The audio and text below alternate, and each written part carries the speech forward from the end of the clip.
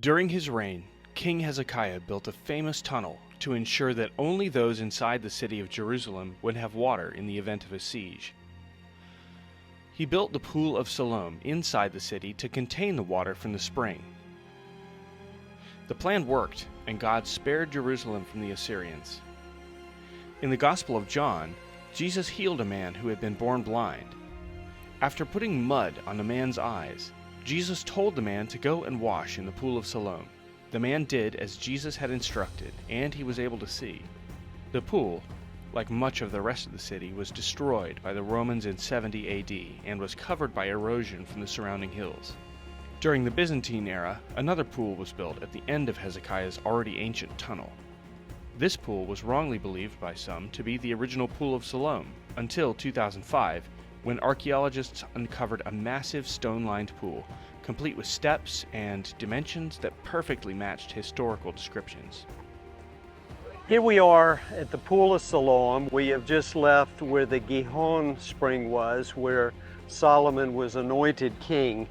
As he passed by, he saw a man blind from birth, and his disciples asked him, "Rabbi, who sinned, this man or his parents, that he was born blind?" Jesus answered, "It was not that this man sinned or his parents, but that the works of God might be displayed in him. As long as I am in the world, I am the light of the world." Having said these things, he spit on the ground and made mud with saliva. Then he anointed the man's eyes with the mud and said, "Go, wash in the Pool of Siloam," which means sent.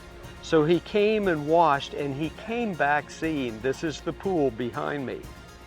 There's more to follow, but this was a place where pilgrims would come to wash and bathe before they entered into the holy city and into the temple area. So this was an extremely large pool for its day, and it had great significance for pilgrims and worshipers as they came to Jerusalem.